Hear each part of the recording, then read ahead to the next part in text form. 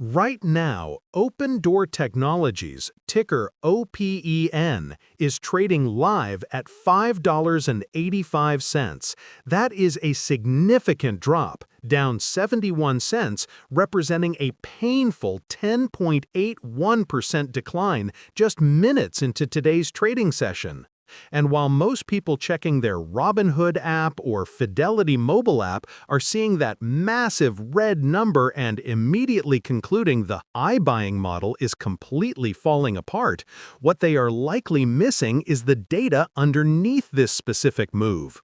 This isn't just generalized panic selling, this is a very specific, calculated reaction to an overnight 8K filing regarding the company's debt covenants and revolving credit facilities. The market is only just now starting to digest what this means. The expectation was that Opendoor was slowly navigating a difficult housing market. The reality this morning is that the company's financial flexibility and its very access to the capital it needs to operate are being called into serious question all over again. Look, the general belief, the story that has surrounded Opendoor for the past few years has been relatively straightforward. As the largest iBuyer, the company was supposed to represent the future of residential real estate transactions. The pitch was clean and simple. Use sophisticated algorithms to analyze a property, make a fair all-cash offer instantly, buy the home, perform some light fix-ups, and then resell it on the open market for a predictable profit. This model was designed to disrupt the slow, expensive, agent-heavy traditional model. Investors piled in, especially during the low interest rate environment, thinking this was the Nvidia stock of real estate, a technology company set to dominate an enormous old-world industry. They saw it as the ultimate solution for online investing directly into the property market without the hassle of becoming a landlord. But the reality, as we are being painfully reminded this morning, is that Opendoor is not a pure software-as-a-service company. It is a housing company, first and foremost, that uses software. At its core, Opendoor is a heavily leveraged balance sheet that is entirely 100% hostage to the macroeconomic environment, specifically interest rates. The market believed it was buying a high-margin, scalable tech platform. What it actually bought was a low-margin, high-risk, capital-intensive home flipper. This distinction is everything. This isn't like buying broad market exposure through Fidelity ETFs. This is a highly concentrated, leveraged bet that a complex algorithm can successfully speculate on housing prices. And that speculation just hit a major snag. This 11% drop isn't happening in a vacuum. It is a direct and logical response to that 8K filing that hit the wires after the market closed yesterday. While the company's earnings report last week was already considered weak, they missed revenue targets and guided down for the current quarter, citing market volatility. The real story was buried deep in the financial footnotes and statements. The company is approaching the borrowing base limits on some of its key asset-backed revolving credit facilities. This morning's drop is the sound of institutional holders, the ones using sophisticated interactive brokers trading platforms to read and model these filings, realizing that Opendoor's liquidity picture is tightening significantly. If they cannot secure favorable financing to hold their inventory of homes, they are forced to do the one thing that destroys their margins: sell those homes at a loss simply to maintain cash flow and service their debt. This isn't a complex algorithm problem, it's a basic cash-on-hand problem. This is where the macro pressure becomes an existential threat. For a company like Opendoor, the Federal Reserve's stance on inflation is infinitely more important than their CEO's quarterly strategy. The persistent higher-for-longer interest rate narrative is a double whammy that is crushing this business model. First, mortgage rates remaining elevated absolutely kills mortgage demand from retail buyers. This makes it much harder for Opendoor to sell the homes it currently owns, extending their holding times. Second, and this is the key to today's drop, it dramatically increases their own cost of capital. The cost of goods sold for Opendoor is essentially the interest they pay on the massive amounts of debt used to buy the homes in the first place. When your inventory is becoming harder to sell and significantly more expensive to hold, your business model begins to break down. It's that simple. We are seeing absolutely massive volume spikes in the first few minutes of trading.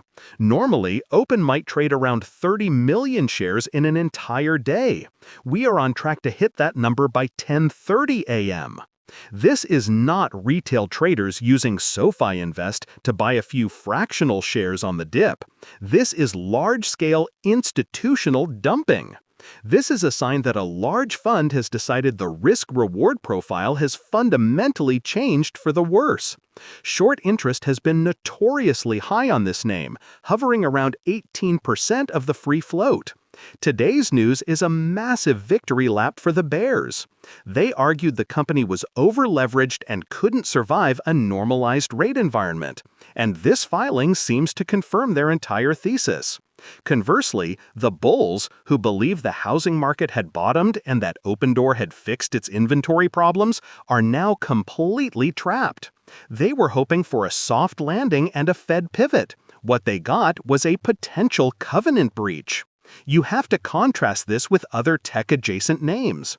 We watch Tesla stock move on vehicle delivery numbers, or Apple stock move on iPhone sales. Those are operational metrics. Opendoor is moving today on survival metrics. It is behaving less like a tech stock and more like a regional bank during a financial crisis. This is precisely why most Fidelity wealth management advisors and automated systems like Schwab Intelligent Portfolios likely have little to no exposure to this stock. The risk profile is simply too high and too volatile for a standard intelligent portfolio. This is the domain of speculative self-investing, not a set-it-and-forget-it investment. For those who are new to this name, let's quickly clarify what Opendoor actually does, because it's crucial to understanding this drop. Opendoor pioneered the iBuying or instant buying model. The process, from the homeowner's perspective, is supposed to be simple. You go to their website, you type in your home address, Opendoor's algorithm analyzes public data, local market trends, and comparable sales. And within 24 hours, it makes you an all-cash offer for your house.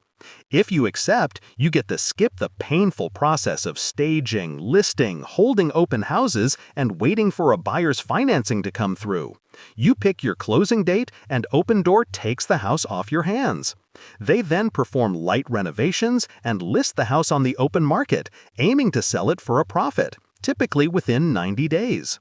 They charge a service fee, which they argue is competitive with a traditional real estate's commission, but they sell the value of convenience and certainty.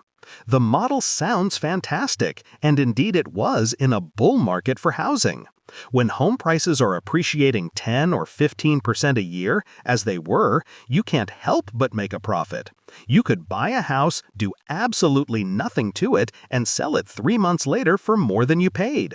The algorithm looked like a genius. But when the market turns, as it did sharply when the Fed began hiking rates, the model inverts with horrifying speed. Suddenly, the houses they bought 3 months ago, based on an algorithm using data from 6 months ago, are worth less than what they paid. Their inventory, their primary asset, becomes a massive depreciating liability. This is exactly what happened in late 2022 and 2023, forcing them to sell thousands of homes at a significant loss, which cratered the stock. They've spent the last 2 years trying to convince Wall Street that they've fixed their algorithms, managed their risk, and right-sized their inventory.